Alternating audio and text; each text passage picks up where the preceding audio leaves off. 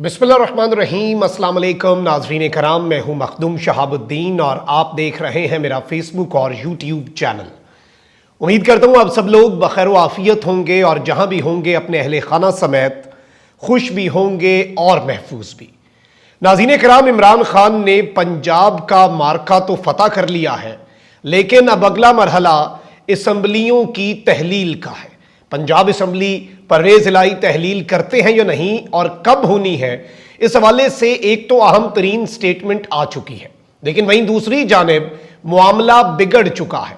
परवेज इलाही का नाम ECL में शामिल करने का एक मंसूबा बना लिया गया है, जबकि हार बिल्कुल नामंजूर एक खेल जो इस वक्त पाकिस्तान के साथ खेला जा रहा है, इस खेल को अब मजीद खतरनाक करने का फैसला कर लिया गया है। नून लीग की जवाबी हिकमत अमली एक जानिब तो अदालती कार्रवाई होगी, उसका भी अहवाल है और नून लीग की पॉलिसी क्या है, लेकिन यहां पर एक दिलचस्प मामला भी हुआ और हाफिज अम्मार यासिर जो कि MPA हैं, वो असम्बली में ताखीर से क्यों पहुंचे, इस हवाले से बहुत सी स्पेक्यूलेशंस हो रही हैं, बहुत सी चीजें सामने आ रही हैं। ये सब कुछ एक एक करके मैं आपके सामने रख देता हूं। सबसे पहले तो मैं आपको ये बता दूं कि जब कल एतमाद का रात गए वोट हासिल किया परवेज इलाही ने, तो उन्होंने असम्बली के अंदर खिताब भी किया और उन्होंने कहा कि नून लीग वालों ने एक माह से शोर किया हुआ था, ये बारात लेकर आए थे, इनकी डोली और इनकी झोली खाली हो गई है। परवेज इलाही ने कहा कि इन्होंने शरीफ आदमी गवर्नर की इज्जत खाक में मिला दी। वैसे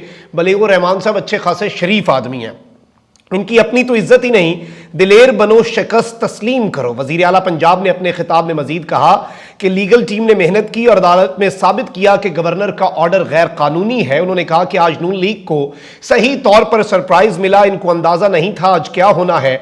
अल्लाह ने करम किया और 186 वोट सामने आए हैं। परवेज इलाही ने कहा कि इमरान खान के विजन के साथ हैं, हमने चोरों को घर के अंदर तक महदूद करना है। पाकिस्तान तहरीक इंसाफ और काफ लीग के लोगों, मजलिसे वादतुल मुस्लिमीन और बिलाल बड़ाइच का शुक्रिया अदा करता हूं। और इस सब के अंदर ये मैं आपको चीज बता दूं कि 186 एक बंदा भी इधर उधर होता तो ये गेम खराब हो जानी थी। अब यहां पर अदालत जाने का तो ऐलान नून लीग कर चुकी है। मुस्लिम लीग नून ने वजीर आला पंजाब के एतमाद के वोट की कार्रवाई मुस्तरद करते हुए कार्रवाई अदालत में चैलेंज करने का ऐलान कर रखा है। और इस सब के अंदर मैं आपको यह बता दूं कि ये रातों रात कार्रवाई के ऊपर सवाल उठा रहे हैं।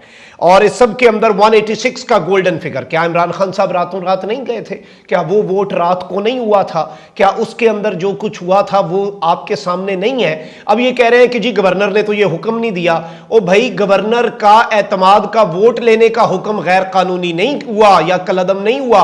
गवर्नर का वजीर आला पंजाब चौधरी परवेज इलाही को वजारत आला से डी नोटिफाई करने का जो नोटिफिकेशन है, ये दो अलग अलग नोटिफिकेशन है। पहले उन्होंने कहा कि एतमाद का वोट लो, फिर उन्होंने एतमाद का वोट ना लेने पर रात गए, क्योंकि उन्हें एक्सपेक्टेड था कि 12 बजे तक ये वोट लेंगे, उसके बाद हम कार्रवाई डालेंगे।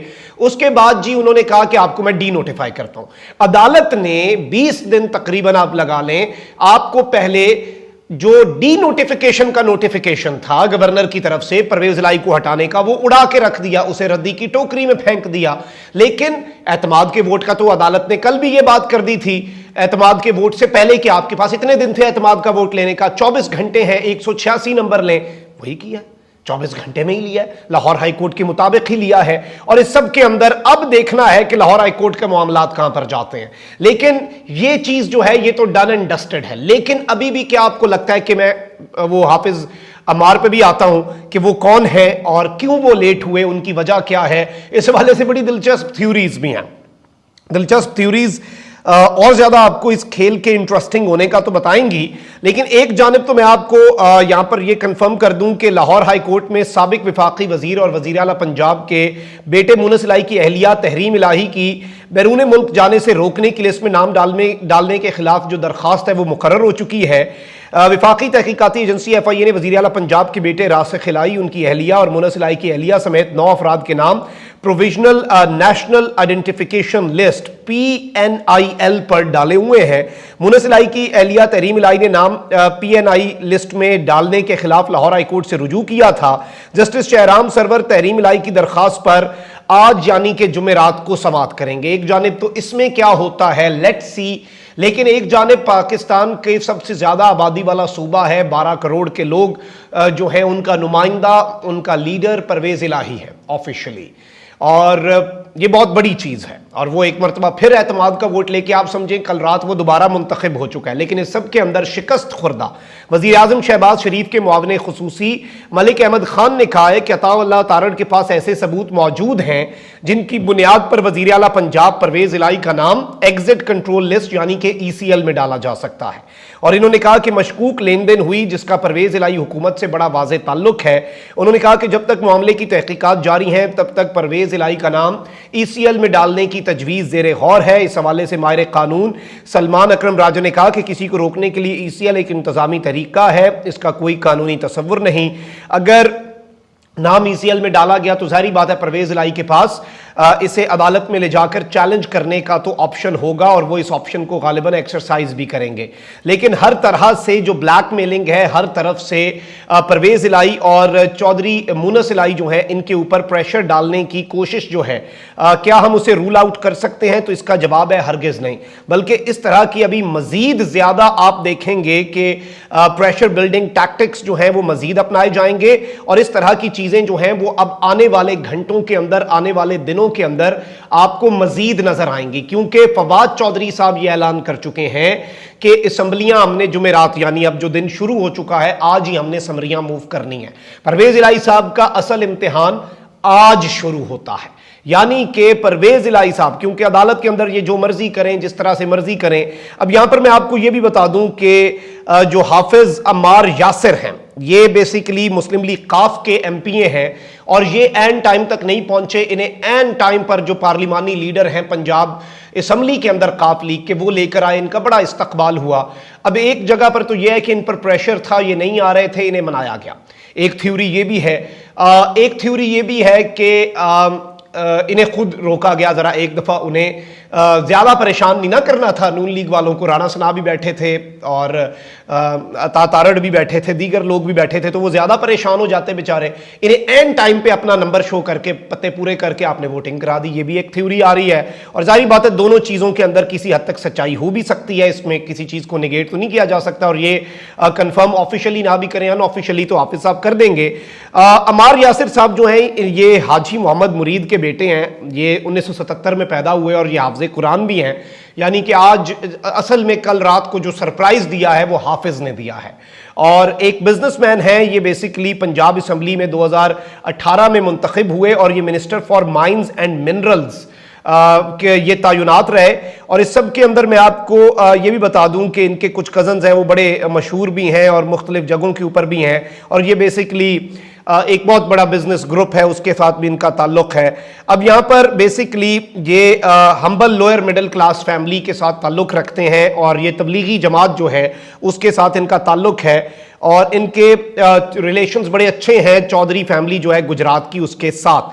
PP 24 चकवाल से ये इलेक्शन जीते थे, उस्मान बुज़दार की काबीना में ये रहे और इन्हें तकरीबन 27 अगस्त को पहले पोर्टफोलियो नहीं दिया गया, बाद में इन्हें उस्मान बुज़दार की काबीना में पोर्टफोलियो दिया गया। तकरीबन 1 साल से कम अरसा, मतलब 4-5 महीने काम करके इन्होंने अपनी छोड़ दिया। इन्होंने कहा कि मेरे पे काम का प्रेशर बहुत है। तो ये इनकी हिस्ट्री है वैसे हाफिज साहब की। इनके बारे में इतलात ये है कि आपको पता है पंजाब के अंदर कितनी डेंस फॉग है, लेकिन अगर ये कल ना पहुंचते तो आपको पता है नून PTI के 2-3 बंदे हैं जो नहीं पहुंचे, जो लोटे हुए। उसमें एक MPA है खातून मुंतखब नशिस्त पर, एक कोई साउथ पंजाब के लगारी साहब हैं, गालिबन उनके हवाले से बात सामने आ रही है। और ये PTI के जो लोग हैं वो बहुत ज़्यादा हदफ़े तनकीद बना रहे हैं इन दोनों लोगों को कि इन्हें याद रखा जाएगा। खान तो जीत गया है लेकिन और सियासत का सुल्तान तो इमरान खान ने अपने आप को साबित कर दिया है, लेकिन ऑब्वियसली ये चीज़ें याद रहती हैं, ये चीज़ें एस्टैब्लिश्ड रहती हैं। तो हाफिज साहब जो है इनके वाले से यही है कि इनका सफ़र बड़ा मुश्किल था, इन्हें अचानक बुलाया गया, लेकिन ये फिर भी तकरीबन आप कह सकते हैं इतनी डेंस फॉग में अगर रात गए 11-12 बजे, वैसे बहुत शदीद धुंध हो जाती है जब धुंध होती है। मोटरवे का पता नहीं किस रास्ते से पहुंचे होंगे, ये चकवाल से ही गालिबन आ रहे थे और जान जोखिम में डालने वाला काम है वैसे ट्रैवल इस तरह से। लेकिन जाहिर बात है इनका पूरा पॉलिटिकल करियर, इनका नहीं पूरी पार्टी का, इमरान खान का, चौधरी परवेज़ इलाही का, पॉलिटिकल करियर भी, इज्जत भी, और एक वो जो आप देखें ना एक वो लेवल होता है, वो अगर ना रहता फिर ये आए बाएं शाएं में बात जा सकती थी। लेकिन इसके अंदर जो बाकी पॉसिबिलिटीज़ हैं उन्हें भी लोग डिस्कस कर रहे हैं। और इस सब के अंदर मोहन इलाही साहब ने भी कल स्टेटमेंट दी कि आज की मुंह तोड़ शिकस्त के बाद अगर थोड़ी भी गैरत रह गई हो राना सनाउल्लाह में तो इस्तीफ़ा दें और घर जाए। नून लीग अभी तक पुराना पाकिस्तान समझ कर खेल रही है। वो वाला सालार इमरान खान ने वो वाला सारा जो इनका गेम थी वो बेसिकली हमारे सिपा सालार इमरान खान ने इस वक्त ख़त्म कर दी है। इस सब में मैं आपको ये भी बता दूं कि राना सनाउल्लाह साहब से कल एक क्वेश्चन भी हुआ कि आपने तो कहा था कि पंजाब की हुकूमत मैं लेकर जाऊंगा। उस पर राना सनाउल्लाह साहब से जब एक हमारे दोस्त हैं अनस गोंदल, उन्होंने सवाल पूछा, आप ज़रा सुन लें राना साहब ने क्या कहा। कि आपने कहा था कि इस्लामाबाद वापस जाऊंगा तो पंजाब हुकूमत लेकर जाऊंगा, तो आप क्या जा रहे हैं? जी बिल्कुल।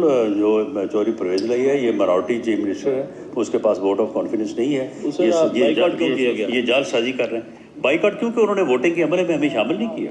अब आप क्या करें? फिर हम इस प्रोसीजर का हिस्सा क्यों बने? नहीं, मामला सब जुडिस है, मामला तो अदालत में है, फैसला अदालत ने करना है। सर, ये आवाम ये जानना चाहती है कि क्या महंगाई इतनी हो गई है तो आवाम चाहती है कि हमारा भी कुछ सोच लें, तो आवाम का ही सोच रहे हैं और आवाम को के लिए बहुत बड़ी खुशखबरी है। जो जिनेवा कॉन्फ्रेंस की कामयाबी है, पूरी दुनिया इस वक्त पाकिस्तान के साथ खड़ी है। ये कहते हैं कि पाकिस्तान अपने मसाइल पे काबू पाएगा और ये बदबख्त इंसान जो पाकिस्तान को डिफॉल्ट करने पे तुला हुआ है ये नाकाम होगा। सर, वही पुराना मंजन, वही पुरानी बातें और शिकस्त खुर्दा बातें। लेकिन चले इनका मौक़िफ़ भी आपके सामने रखना था। कल जो शक्लें थीं उन्हें देखकर अफसोस ज़रूर हुआ। अपना बहुत ख्याल रखें। अल्लाह ने के बाद पाकिस्तान जिंदा।